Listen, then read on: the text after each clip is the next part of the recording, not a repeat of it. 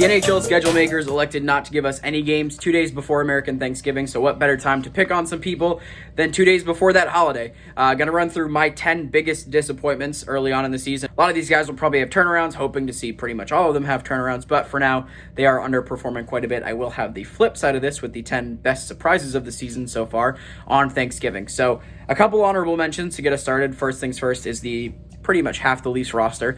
Tyler Bertuzzi, Ilya Samsonov, Ryan Reeves, the list kind of goes on there. There is one Leaf that very much made this list, but those three guys in particular have not been great to this point. Additionally, Alex Georgiev, after his strong start, has struggled quite a bit as the season has moved on here. And lastly, the goaltending tandem out of Edmonton has struggled quite a bit. To everyone's hilarity, both Jack Campbell and Stuart Skinner have been pretty bad to start the year, so they're all honorable mentions. I felt like they were all pretty easy, but didn't want to throw them on this list. I would rather throw some jabs at other people. The first member of this list is the Buffalo Sabres' Devin Levi. Obviously a rookie, only played 7 games this season so far. But in those 7 games, he has not been very good, unfortunately. A 3.65 goals against average and an .882 save percentage has not really lived up to the hype that was expected of him when we started the year. Obviously, his stats to end last season and another 7 games were pretty good. Nothing, completely staggering, but much better than his stats as they are today. I do expect him to kind of get more comfortable in these games and probably start to pick these stats up. But for the time being, he's frankly been one of the worst goalies that's played more than 5 games in the league to this point. So hoping to see Devin Levi turn around. Obviously, made the choice to buy this jersey in support of him, so we'll see if he can pick it up as the year goes along for him. But nonetheless, to this point in the season, he is the first player on this list, which, by the way, is going in no particular order.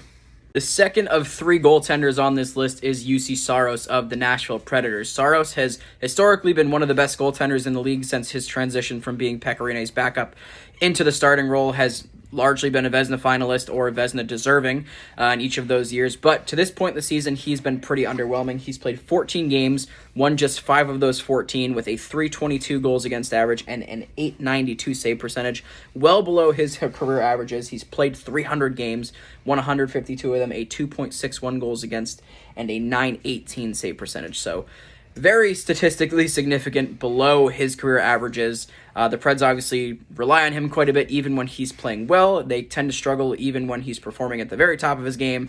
Obviously, performing at the levels he's at now, the Preds record reflects this pretty handily. Again, I expect him to probably pick this up as the year goes along. There's got to be something, maybe a nagging injury that's bugging him, but he's frankly been the Preds' second best goalie throughout the season so far. Kevin Lankinen's numbers have been better. Again, nothing that really blows you off your seat, but he has definitely been the better of the 2 goalies between Saros and Lankinen. Up next, we have Connor McDavid of the Edmonton Oilers. Now, some of you might be saying, Cody, he's got 15 points in 15 games. What's wrong with that? That's all well and good. However, throughout his career, Connor McDavid is roughly a 1.5 point per game player. At this point, he's at just a point a game. So while that's still very impressive in the National Hockey League, it's not to the standard we expect of Mr. McDavid, who is typically far and away the best player on the planet. Obviously, to this point in the year, 15 points is not good enough for that title. He has missed a bit of time with that injury, which he seems to still be dealing with. But regardless, injury or not, healthy or not now, he still only has 15 points in those 15 games. There are plenty of guys well outperforming those numbers, and for that reason, he does belong on this list of most disappointing players to start the year. Another player that's missed some time due to injury but has vastly underperformed his expectations has been Trevor Zegras of the Anaheim Ducks. Zegras, through 12 games played, has scored only 2 points, 1 goal and 1 assist, with a -4. Obviously, he's not had the career production that Connor McDavid has had. Nonetheless, you expect more than 2 points in 12 games from this guy. Again, he's battled some injury throughout the season, obviously. Had the contract negotiations at the beginning, now dealing with injury problems. It's been a rough start to the year.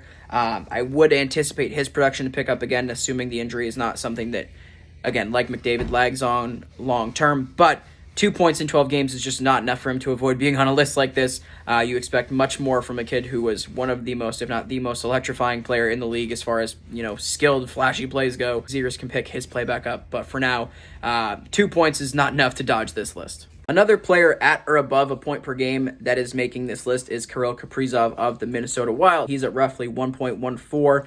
Not at McDavid levels, obviously, but you still expect him to be producing at a very, very strong clip. He's got 15 points in 17 games, so it's not crazy disappointing, but he is the main source of offense for the Wild every year he's been on the team. And to this point in the season, he just has not been providing enough. A -8, I know plus minus isn't everything, but really just hasn't been the driver of scoring, hasn't been that great on the power play. All these things that are amounting to the Wild's record not being that great. He's not the only Wild player on this list, which we'll get to in a minute, but he does still belong here in my opinion. The second Minnesota Wild player on this list is goaltender Philip Gustafsson. He finished last season with some fantastic numbers, 37 starts, 22 wins, a 210 goals against, and a 931 save percentage. Vezina level numbers, frankly.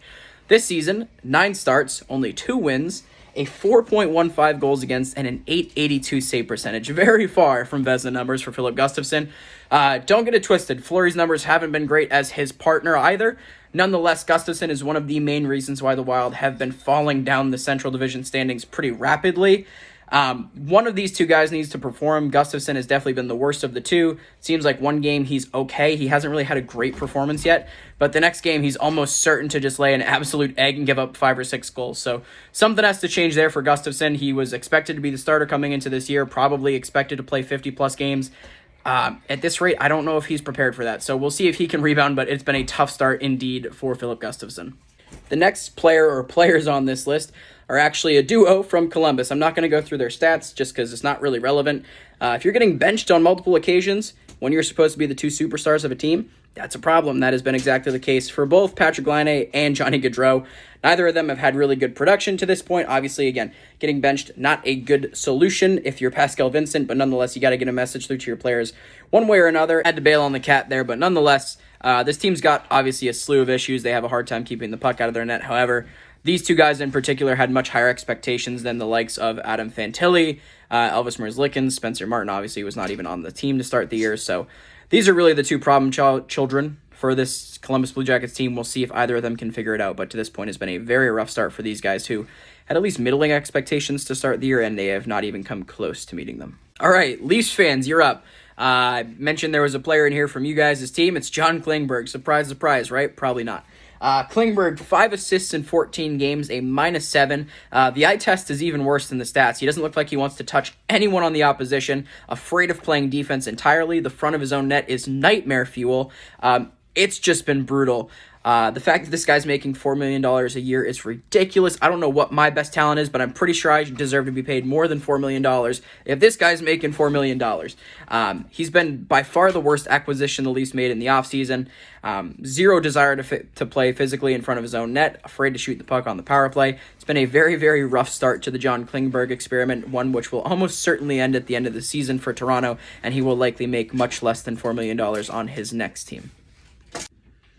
Up next, and this one pains me to do as a Capitals fan. Obviously, I got the Holt Beast jersey on the wall here, but it is Alex Ovechkin.